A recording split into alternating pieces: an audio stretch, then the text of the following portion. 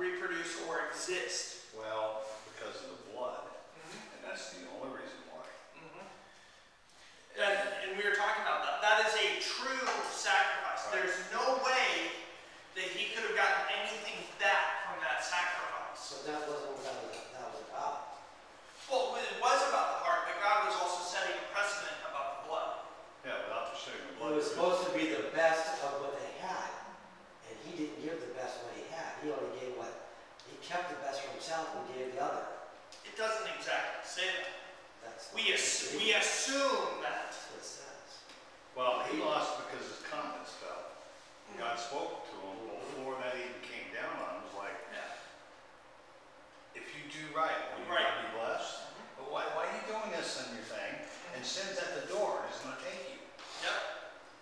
So, the sacrifice all comes down to your heart. Same thing with the goats and the sheep. It comes down to the attitude of the heart. What are you doing? Why are you doing this?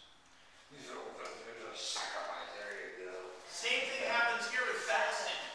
It has to do with your heart. If your heart's not right before you fast, there's no need to Don't fast. even take your offering there. Yeah. Go back, take care of business, then bring Then your come gift. back. Exactly.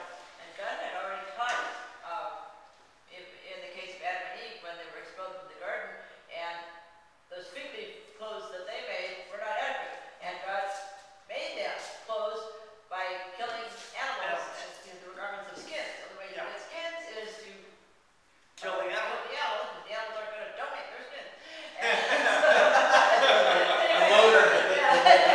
So he had already, in effect, taught them that a sacrifice of blood was necessary in order to cover their sins. Right at the beginning, right when they sinned, the blood sacrifice was instituted.